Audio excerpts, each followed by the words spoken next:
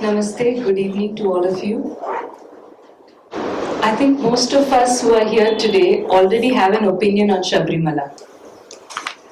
Whether you are for the entry of women or against it is a different matter, but mostly our mind is made up. So you're probably wondering, what is it that I have to say that has not already been spoken about or discussed? The aspect that I want to touch upon today, and which I've written in the book, is something that, for various reasons, has not been explored or understood enough. And that has to do with the way in which a Hindu temple can have an impact on the human physiology, especially the menstrual cycles of women. Now, this may seem like a very strange connection. I'm talking about a temple affecting a menstrual cycle. So I want to give a little bit background of how did I come around to making such a correlation. I want you to know that I did not start with an answer and then somehow work an argument around it. The whole journey and what I learned was very unplanned. I'm a menstrual educator and I have been doing sessions on menstruation for young girls for the last 10 years. So during these sessions, girls would ask questions very innocently. Why am I not allowed to go to a temple when I have my period? Why am I told not to eat papaya, not to have curd, not to touch the pickle, and so on and so forth? In the beginning, of course, I told them that, look, all of this is superstition. There is no evidence to it because I was myself ignorant about all of it. But every time I said that, I would notice how they would just close and they would stop opening up, they would stop sharing. At some point, I realized that by telling them that what they're doing is wrong, I was in effect telling them that their mothers and grandmothers and their entire ancestry was wrong. I neither had the right to do it, nor did I have the knowledge to actually do that. I started traveling across the country. I started interacting with more women and girls. I've worked in about 9 states across India. And the more I traveled, the more I realized that there are similar practices across the country. Whether it's a woman in Nagaland or Bihar or Tamil Nadu or Kerala, it's the same thing. So at some point, I asked myself this question: can it really be superstition if there are so many women who are following it so strictly, generation after generation? And then I started to look into it a little more deeply. I went and met spiritual leaders who were willing to talk to me about menstruation. I studied bits and pieces of Ayurveda. My Ayurveda physician was very helpful. And you will be surprised that most of the answers for what looks like religious restrictions are not given in books of religion. You will find them in books of Ayurveda. You find them in books of indigenous science. So without an understanding of the fundamental principles of Ayurveda, we cannot decipher correctly the meaning of these restrictions. So when we understand Ayurveda, we understand most of the food restrictions, we understand the restriction on heavy exercise, physical activity, all of that begins to make sense. And not just make sense, we begin to see how it actually has a positive influence on women's menstrual health. There is this very interesting study, a published research paper by an Ayurveda physician, Dr. Pallavi Pai. So she took 30 women who were in the menstrual age and told them, for the next 6 months, you just follow the restrictions as per Ayurveda. Just follow it. So before she started noting down and observing them, she took an account of their menstrual health. So there were about 28 women who had dysmenorrhea or period pain, almost an equal number who had PMS, and so on. At the end of 6 months, at the end of following these menstrual restrictions, when she looked at their health, the number 28 came down to just 2. There was a very obvious and drastic reduction in the problems associated with menstruation simply by following these so-called taboos. This is the area in which we need to do more research and understand, because none of the practices, however absurd they may seem, are superstition. They are all deeply rooted in our science.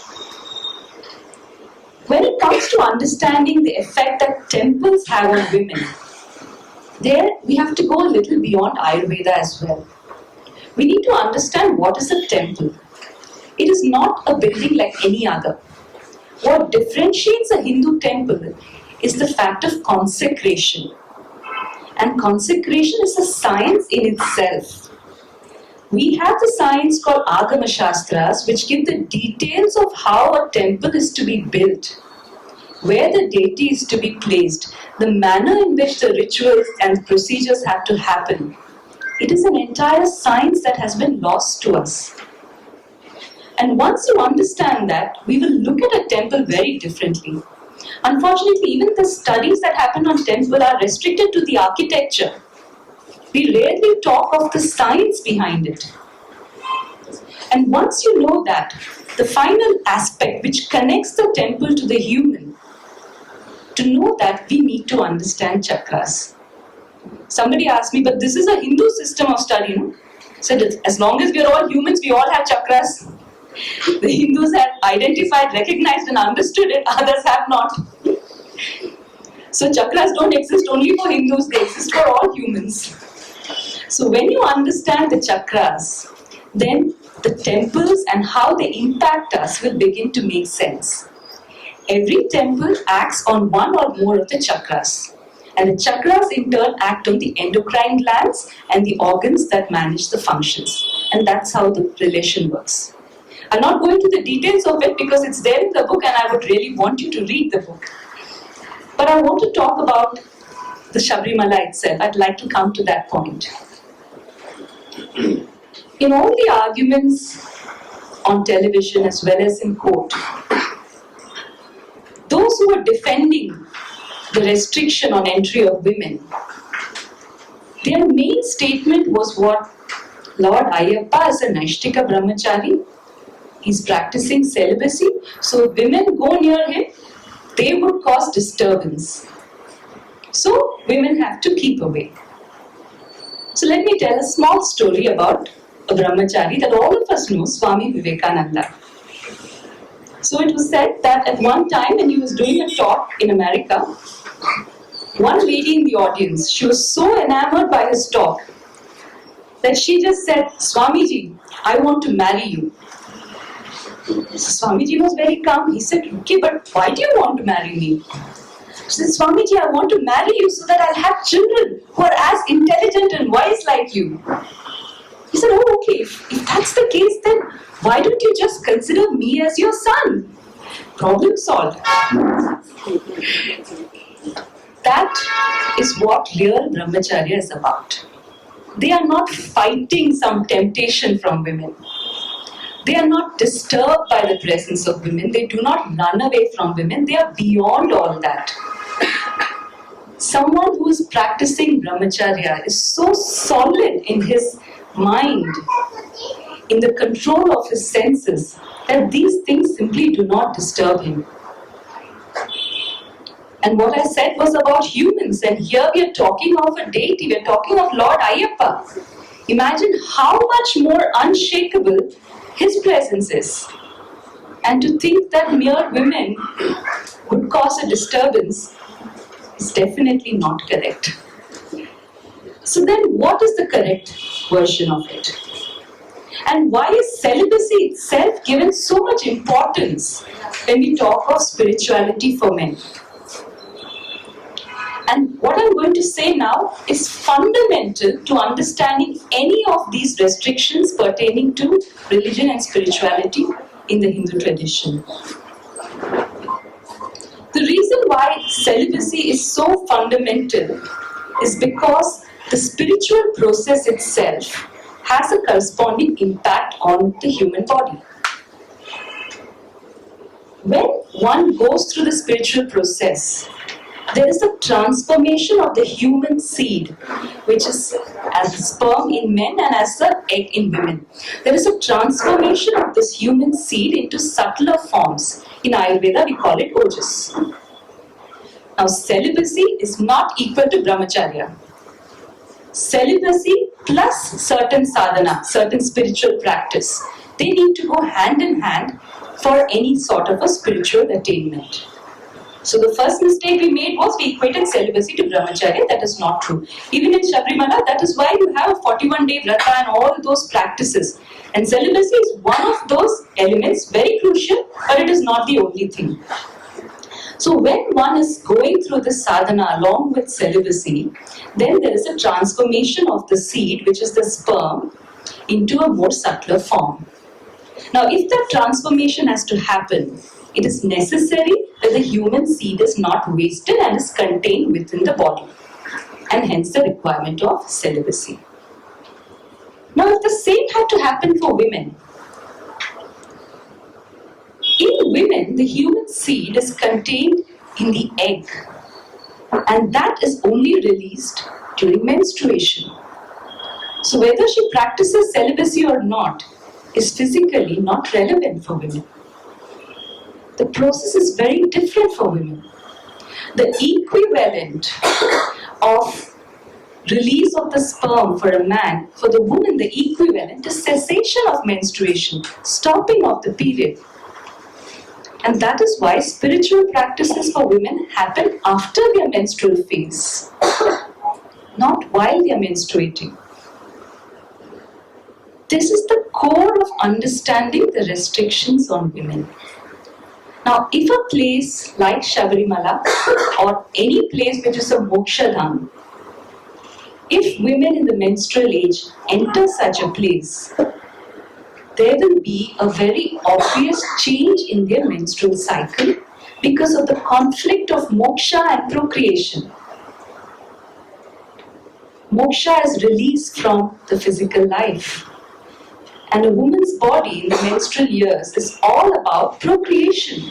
The two don't go hand in hand. After I wrote this book and started talking about it, I had many women come and share their experiences.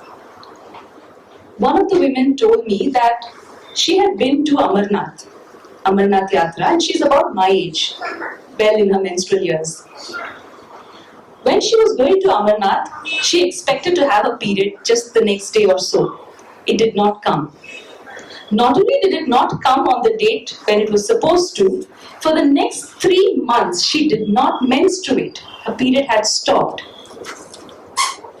And after reading this book, it suddenly occurred to her as to why that would have happened. Who used to go to Amarnath Yatra in olden days? It was women who finished all their family responsibilities. Their children were married, they had naturally reached menopause, and then you go for all these yatras. So there was no need to announce and tell them women of menstrual age are not allowed. Same thing in Sabarimala. They never felt the need to declare it because it was understood. Sabarimala is not, Lord Ayyappa is not a deity that we go and pray to for promotion or for some material well-being. He is all about moksha. So those who are going there need to know, are they ready for that? And especially you're a woman in your menstrual years, that place is not for you.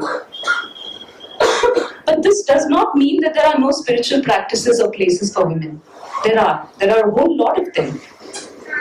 In fact, I want to share a couple of experiences. When I started studying temples and how they impact the menstrual cycle, I happened to go to this temple in Kerala, in Chenganur, Bhagavati temple. And that temple is famous because there Devi is believed to menstruate. And her menstruation is a reason for big celebration. And her menstrual cloth was auctioned, used to be auctioned, it's not done anymore. And the people who would queue up to buy that cloth and who were there for the celebration were not women, they were men. Women, we have our own menstrual cloth. So Devi's menstrual cloth was the prasad that was given. That was the big deal. So I went to study that entire phenomenon, and I thought it's such a beautiful understanding of how menstruation is understood in our culture as an occasion to celebrate. And that was about it. I wrote a nice little blog. After I came back is when I understood what that temple is all about. That month, my period did not come on time. In fact, it was delayed by 13 days, which never happens for me. My period is like clockwork. 13 days late. And I didn't know what to make of it, so I called Jayant Mom here, because he used to guide a lot of my studies on this subject. So I called him and I asked him, what happened? This is when it occurred.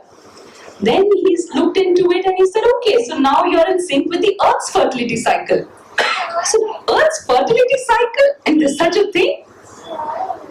We don't even know that as humans, our natural cycles should be in sync with the larger cycles of nature. And going to certain temples like the Chenganur temple brings our cycles back in sync. Men have hardly any way of knowing this, but women have this gift. Your period will tell you how healthy you are, how in sync you are with nature. A similar experience happened for me when I went to the famous Kamakhya temple in Assam. Some of you may know, there is a 4-day festival to celebrate Kamakhya Devi's menstruation. And after I went there in 2015, the strange thing that happened, for 3 years after that, including last year, my period came exactly on the same date, that is June 21st, when the day in which Devi Kamakhya Ma's period started. Miracle magic? It's just science.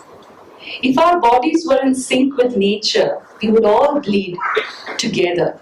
We would all bleed along with the cycles of nature. And temples like the Kamakhya temple and Chenganur help us come back to that. That's why so many devotees who go there come back and say, I had fertility issues and it got resolved. I had problems with menstruation and it got resolved. It's not just faith. We have to, one of the things that saddened me during the entire debate on Sabarimala was how people in the court and outside said, you cannot look at religion with logic. You cannot look at religion with logic. It's faith and you have to take it at that.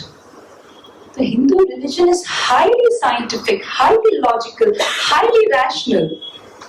And it's an insult to call it anything else.